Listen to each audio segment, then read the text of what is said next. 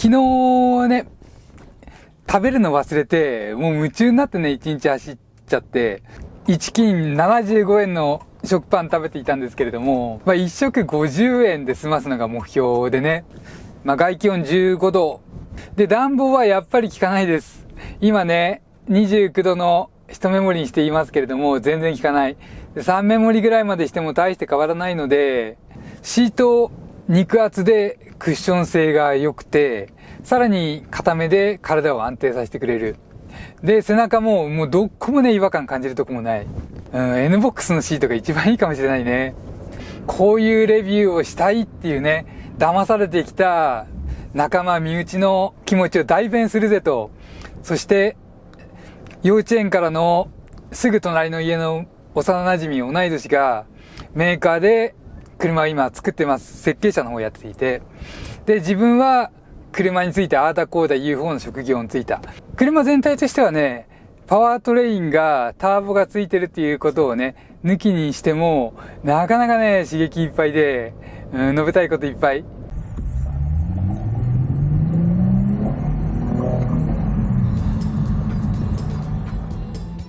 どうしてもね、やっぱり効率が良くて、で、車内のスペースがある車っていうのは、暖房が効きにくいですね。N ボックスの燃費を見ていきます。N ボックスカスタム、ターボ付きです。グレード名で言ったら、カスタムターボになるのかな。車重が940キロで、カタログ燃費が WLTC モード 20.3 キロの車です。で、条件はね、今日は、ゴールデンウィークの前なんですけれども、そう、ごめんなさい。ゴールデンウィークって言いそうになっちゃった。ゴールデンウィークのちょっと前で、そんなに寒くなくて、外気温は15度あります。ただ、車の暖房がね、弱いので、今29度設定にしてあって、で、シートヒーターが全開でついています。ごめんなさい。AC はね、いつもオンなので、今日もオンにしていきますね。で、この状態で、いつものコースを一周していきます。折り返し点で途中経過をして、また戻ってくる感じ。で、道中で車の話ね、燃費の回なので、パワートレーン、ドライブトレーンの話をしつつ、あと燃費の話をしながら戻ってこようかなと思っています。で、付け加えたいのは、そうだ、オドメーターが8000キロです。今日はね、ちょっと気になるところがあってね。それは、E コンのスイッチです。E コンのボタンが、アイドリングストップのオンオフみたいな感じで、いつもね、N ボックス乗ると使っているんですけれども、それ以外に違いがあるかどうかっていうのがね、ちょっとね、よくわかんない。なので、今日は、行きはノーマルモードで走っていって、戻りは E コンスイッチをオンにして帰ってこようかなと思っています。で、途中ね、こんなとこ違うよとかあったら、そのあたりも述べていきますので、一つね、現段階で言えるのは、ブレーキから足を離す。で、クリープって言ってね、アクセルもブレーキ踏まない時に惰性で転がるところがあって、そこがすごく弱い。でもアクセルをちょこっとでも踏むとね、クッと出やすいところがあって、で、このあたりがね、燃費として数値として違いに出てくるのか、もしくは乗り味でどっちがいいよってこの動画の最中に言い切れるぐらいにね、自分のこの N ボックスに対して習得度が上がるかどうか、そのあたりね、ちょっと楽しみにしてていてください。噛んじゃったね。それじゃあ行ってきまーす。折り返し点に到着しました。映ってるかな？ちょっとね、すいません、今ね、エンジン切って、ちょっとね、パンを食べていました。昨日ね、食べるの忘れて、もう夢中になってね、一日走っちゃって、もうね、ずーっとね、食べてないんですね。この N ボックスのね、面白さっていうのを伝えたかった。正確に言うとこのターボ付きの N ボックスが、運転がね、すごく面白い。で、それ伝えたくてね、今、エンジンを切って、とりあえずね、食べるの忘れちゃうっていうぐらい、この車が面白いっていうのをね、述べたかったです。じゃあエンジンかけて燃費見ますね。今ね、19.2 キロ走ってきたところで、燃費は 20.0 キロが表示されています。ほとんどカタログ値と一緒だけれども、コンマ3キロ劣るといったところですかね。だいたいカタログ地通りといったところで、外気温15度。温度的にも1年の中で一番多い気温がこのくらいになるのかな。で、暖房はやっぱり効かないです。今ね、29度の1メモリにしていますけれども、全然効かない。で、3メモリぐらいまでしても大して変わらないので、結構うるさいのを我慢するか温まるか、もうどっちかになってきますね。幸いこの車はね、両席にシートヒーターがついているので、シートヒーターつけて、今もね、全開でつけていて、これ見えます？映ってるのかな？2メモリついていて、温まっていますけれども、なんかこの、効率がいいエンジンと、車内の広い車っていうと、シートヒーター必須ですかね。暖房は、エンジンが出す熱を水で吸い取って、で、この奥にある機械が、その水のね、温度を吸い取って、風に乗せてこっちに出すわけです。で、その仕組みなんでね、エンジンの温度が上がらないと車内が温まらない。で、あんまり車内用に温度を吸いすぎちゃうと、今度はエンジンが効率が悪い温度になって、低くなりすぎちゃう可能性もあるんですね。話長くなりますね。ちょっと走ってみますね。戻りはね、今述べた楽しみの一つ、楽しいと感じる部分の一つであるパワートレインの刺激的な部分とかね、このあたりを述べていきますね。ということで、明るいとこに行ったら車のレビューしますね。一旦スキップします。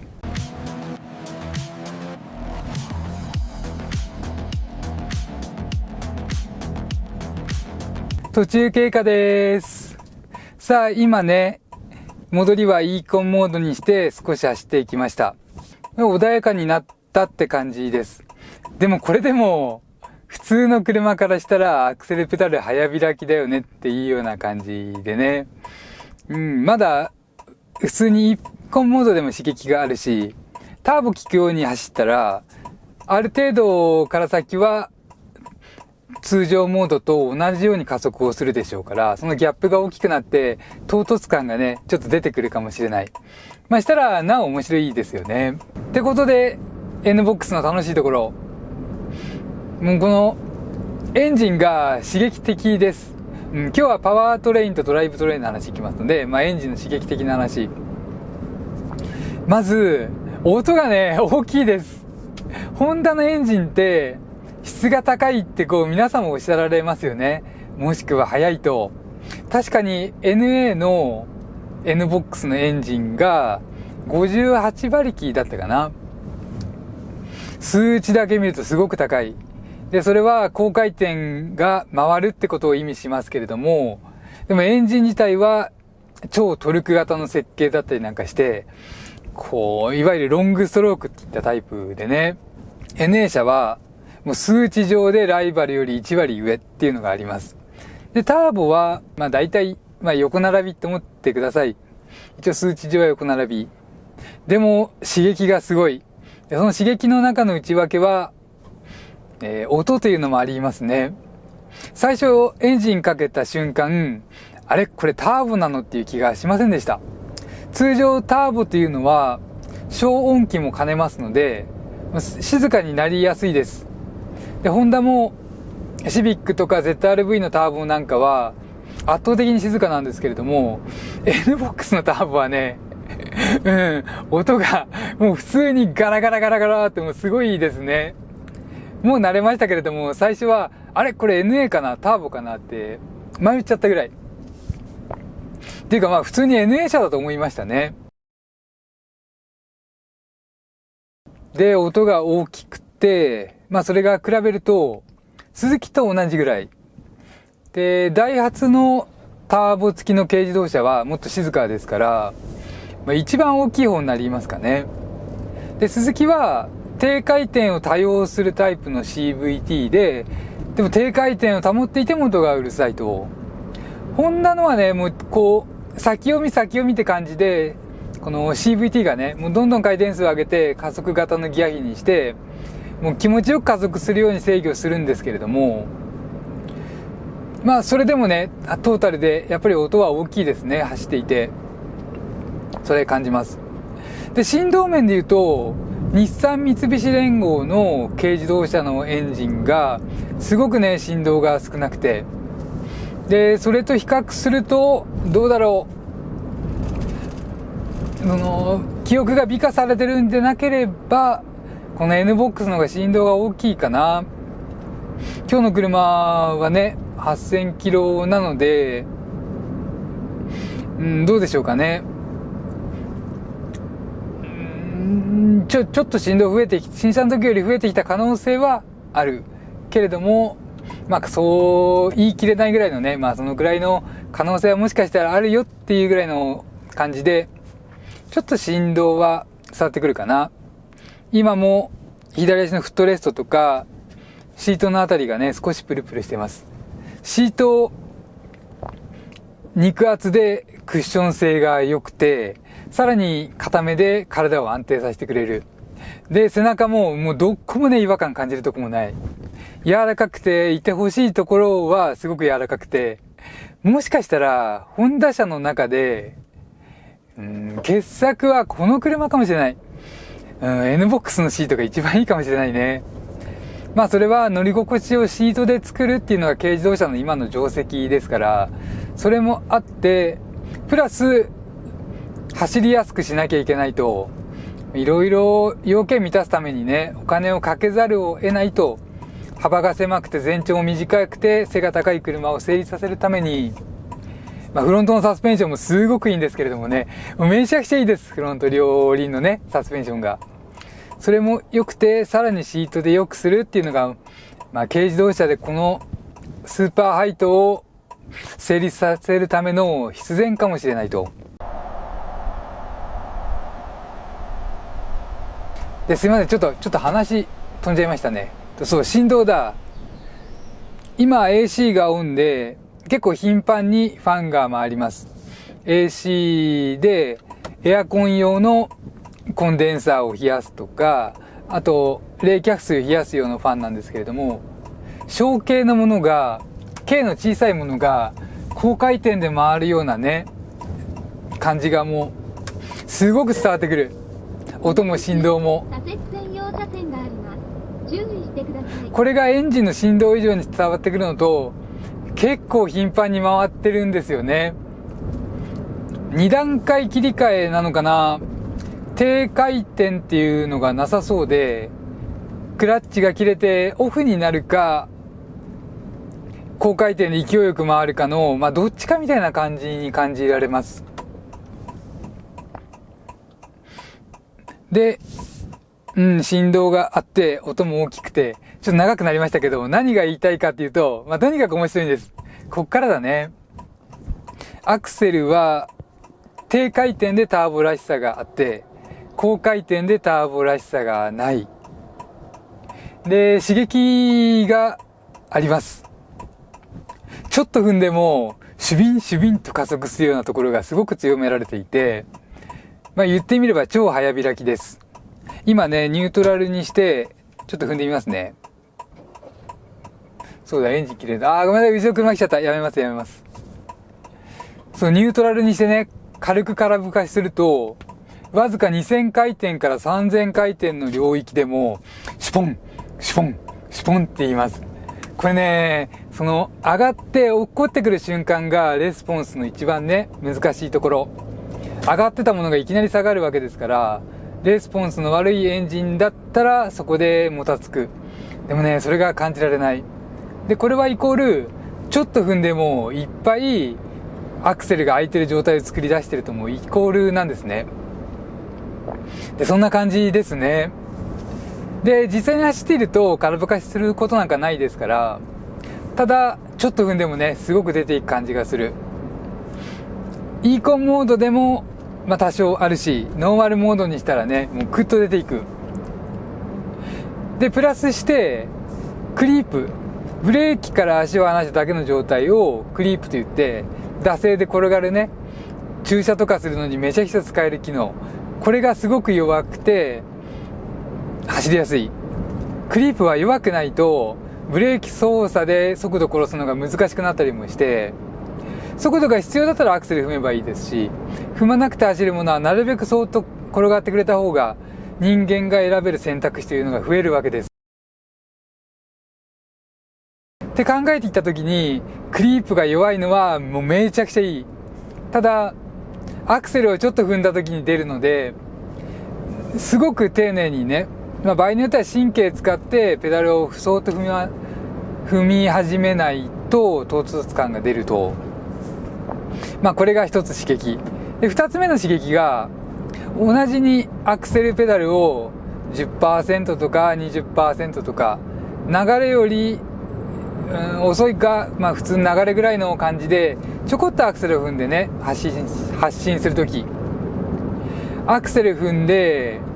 遅れて回転数が上がっていきます。でターボが効く2000回転を超えたあたりで、アクセル回路は一定なのに、スーッとね、車が軽くなって前に出てく感じっていうのが出てきます。ここがね、めちゃくちゃターボらしい。660cc で 1000cc のパワーを出せるのがターボの意味ですから、1000cc と同じだけ空気を吸って、同じだけガソリンを吹く、そして 1000cc と同じだけ走ることができるのがね、ターボで、でもその代わりに癖があって万能ではないと。で制御も難しくなって車両価格も上がりやすいと。いろいろある中でターボらしさっていうのは消されてきてるわけですけれども、しっかりねターボらしさがあって、これなくなったら面白さという面ではねなくなります。実用性だけで見れば、もう NA のね普通の車だってそんなに困ることなく走るわけですから、じゃあなんでターボに、しかも NBOX ってターボ車がプラス20万なんですよ。結構上乗せですよね。ターボ車がプラス5万から7万円で選べる車種もあったりする中で、 NBOX は20万円プラスしなきゃいけない。でその20万円だったら違いが分かんなきゃ面白くないですから、ここが一つね、二つ目か、ターボ車のおって思うところで、もう一個がターボ車らしからぬって言いたくなる高回転。高回転はターボ車らしくないです。もうぐっとね加速力を増すポイントが6000回転弱ぐらいにあります。もうタコメーターで言ったらね、もう本当レッドゾーンの直前ぐらいになります。カタログ上の最大出力が6000回転で発揮となっていました。でタコメーター見ていると5500回転から6000回転の間ぐらいでね、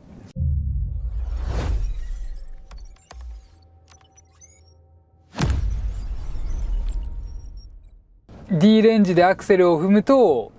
そこに向かって回転数がこう上がって、その後ね2秒ぐらいアクセルを踏みっぱなしにしてるとコクンときたようにね、一段切り替わったように加速力を増します。でこのポイントがあるんでね、そのエンジンが空気する効率を速さ重視の方に切り替えたんかなっていうようなところがこうバスンとこう山としてあってね、もしくは谷としてあってって言ってもいいのか、すごくね面白い。これはねホンダの他のターボ車と共通点です。であとはパドルスイッチ、この面白さいきますね。これがね D レンジで432って落としていったりできて、これ使うことで高回転保てますけれども、平らな道を走っているとねもうすぐ D に戻っちゃいます。コーナーの進入とか、交差点でもいいです。減速中バンバンバンって落としていったとして、でもアクセル踏もうとした時に回転数が起こっていまして、タコメーター見るとあれ D レンジに戻ってるよってなっちゃいます。もうそれぐらいねすぐ戻っちゃう。でもこれが下り坂で試すとね、下り坂の途中はずーっとね D3 速とかをキープしてくれるんですね。車のセンサーの傾きセンサーかな、下り坂を検知してマニュアルモードとして使えるような感じになってきます。そして山道を走ったりするのがお好きでしたら S レンジがおすすめです。ドライブセレクターを S レンジにしてパドルシフトを操作すると S1、S2、S3 っていう感じでここの表示がね変わっていきます。でそうしてる時はもうずっとねキープしてくれます。なので速度をね90キロ、100キロって上げなくても高回転が使える、楽しめる。で、絶対的に燃やせるガソリンの量っていうのはね、限られていますから、別に高回転キープしたってそんなに燃費は落ちないんじゃないかなっていうのはね、思います。この先、左折専用すいません。とか言っといて、自分の燃費落ちないっていうなんつう価値観ってみんな違いますよね。10キロで燃費普通だねって人もいれば、10キロしか走んないねって人もいますから、まだちょっと今のは撤回だね。で、CVT は、まあこの辺は全部話しましたね。じゃあ、あとブレーキ聞きましょうか。ブレーキはね、燃費に関するところで言うと、やっぱり、イーコンをオンにしてると、アイドリングストップよく効きますね。止まった後に、ブレーキペダルをね、クッてこう踏み込むと、エンジンが停止するタイプです。今ちょうど赤なのでやりましょうか。でもね、自分、微妙に緩めたいんですよね。で、緩めた時にエンジンかかっちゃうのがちょっともったいないかな。無駄に止まるだけでね。まだかかってます。10キロ、9キロ、8キロ、6キロ。あ、止まりましたね。メーター読みで5キロあたりでエンジンが止まりました。で、そうするとブレーキ少し緩めないと、車、エンジン止まると抵抗がなくなって前に進もうとするので、今ちょっと神経使って微妙にね、ブレーキペダル緩めたんですけれども、それで滑らかに止まれました。この辺が、そうね、気を抜いていると、減速がちょっと強くなるところがあったり、抜きすぎてまたエンジンかかっちゃうというね。止まったものがまたエンジンかかると、エンジンかかる瞬間ってガソリンバーって吹きますから、無駄が増えちゃって逆効果。ここがなかなかね、まあ一つあれって思うポイント。でもまあそういった部分も含めてね、難しいから面白いっていうのを他の動画で散々述べていますので、よかったらそういうのも見てください。じゃあちょっと切りないんでね、これでゴール地点に行って今日の報告をしていきます。